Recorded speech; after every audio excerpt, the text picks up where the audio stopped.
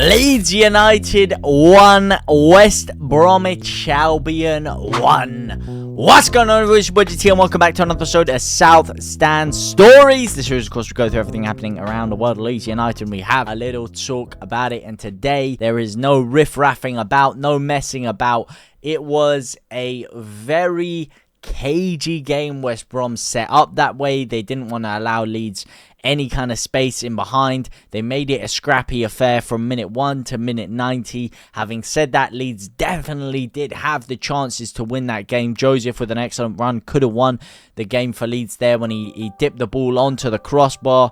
Why am I getting a call on Discord? I do not know, but you lot need to bugger off the same way I was feeling that West Brom needed to bugger off in there with some of the tactics they were employing in that game. But as I said, a game in which Leeds thoroughly could have won, had the better chances to win, but unfortunately West Brom's game plan worked perfectly, and it was a game of effectiveness versus effectiveness, and that's the way West Brom have set up both times they've played Leeds, and they were able to affect Leeds' play more than we were able to affect our own philosophies onto the game, and it's as simple as that. And it's very unfortunate because after beating Sunderland, after beating Sheffield United in the manner in which we did, it really put us in good stead and allowed us to move forward with what we were doing today. It allowed us to build momentum and potentially build a big lead, and unfortunately we were not able to do that. The positive is, of course, it's another game undefeated. We carry on our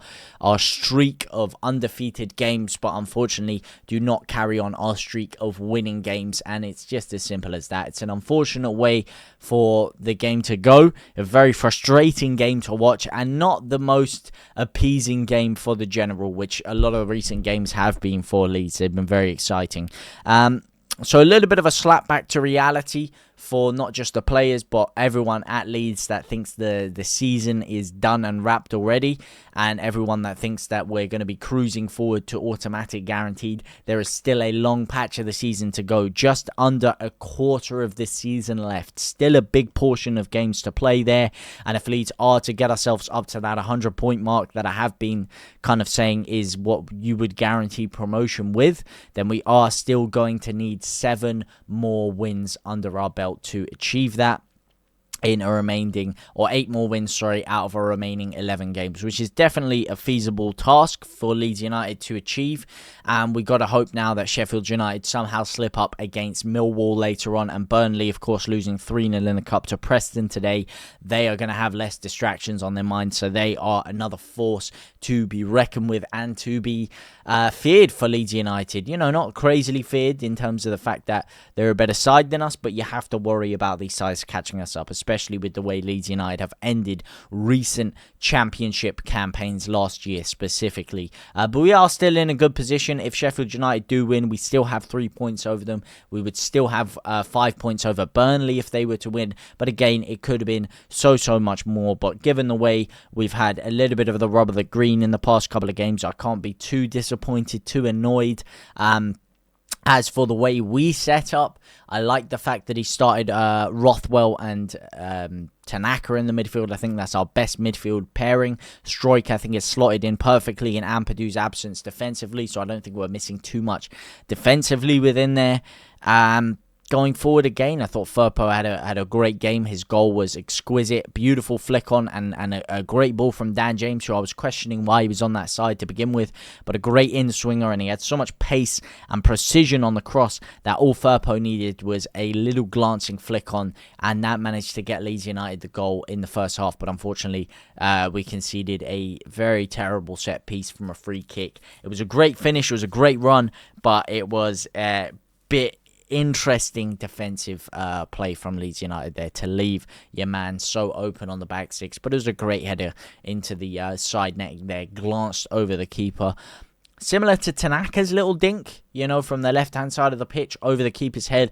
Obviously, a little bit more effective. This one, different position, slightly further away from the goal. But I have to say, it was a really, really well-taken header in the end there. But shouldn't have been left with that much space around the back stick area. Should not have been left with that much space. But unfortunately, he was, and that's the way the game went. And Leeds definitely still had the chances after that to manufacture 3 points. But we weren't able to today. I really want to know how you guys feel, though. Are you flat after this? Are you just happy that we stayed undefeated? That's 2 games now against West Brom in which we haven't been able to affect our own game plan effectively enough to get the 3 points for Leeds United. 2 games in which West Brom have shut us out and managed to keep us to just a singular point at the end of the game. So it's just one of those situations, unfortunately. It's one of those situations. It was always going to be a tough game, and it was a game in which we weren't able to get the 3 points. But are you guys feeling a little bit flat about that? Are you happy that we've managed to maintain another undefeated game and potentially build that way? That point could prove very important at the end of the season. You never know. And at least we didn't lose. If we'd have lost today, then it could have been a dangerous position where Sheffield United could manufacture themselves to be 2 points behind us at least now. Even if they do win and go 3 points behind us, we will have a massive buffer with our goal difference, and it would allow us one more dropped game come the end of the season over Sheffield United. So that is a positive factor within the game. But as I said, I think the lineup was decent. I can't look too down on any of the performances unless if there's anything you guys have seen that I have not seen within the game.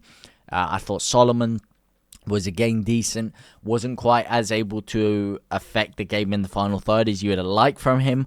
I liked some of the qualities of Joseph's game when he came on in the 4-4-2. I liked the way we adapted the game. I think Aronson has been kind of in and out of some of these games, and listen, he's been working his socks off the entire year, Brendan Aronson. He's had a lot of appearances, a lot of consistent game time when other players have rested, so I wouldn't put too much stock into heavy criticism of Brendan Aronson, but I think he has been drifting in and out of these games recently, and when we have changed to a 4-4-2, it has kind of allowed us to expand a little bit more going forward and have a little bit more flow to our game. That is what I would say on Brendan Aronson, but overall, the squad I thought did a serviceable job, and I wouldn't be picking out too many individuals. I'm a little bit disappointed that Ramazani hasn't been given a little bit more of a run of games in there, a little bit more game time. He wasn't even brought on off the bench today. You thought he would have potentially, at least in the 88th minute or so,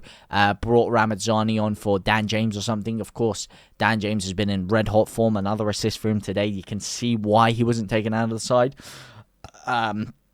And Wilfred Gnonto, I would have argued for Ramazani to be coming on ahead of Gnonto, but I thought when Gnonto came on last week, he was really effective, and one of the main reasons we actually beat Sheffield United in the end, of course, his shot resulting in the corner. But listen, it was just a little bit too hesitant from Leeds in the final third, a little bit too much sideways passing, resulting in not enough shots on goal, in my opinion, and that was one of the main areas of concern for Leeds. But let me know what you guys think down in the comments section down below. Are you happy? Are you sad? Are you annoyed? Are you a bit ambivalent about the whole thing? Let me know down below.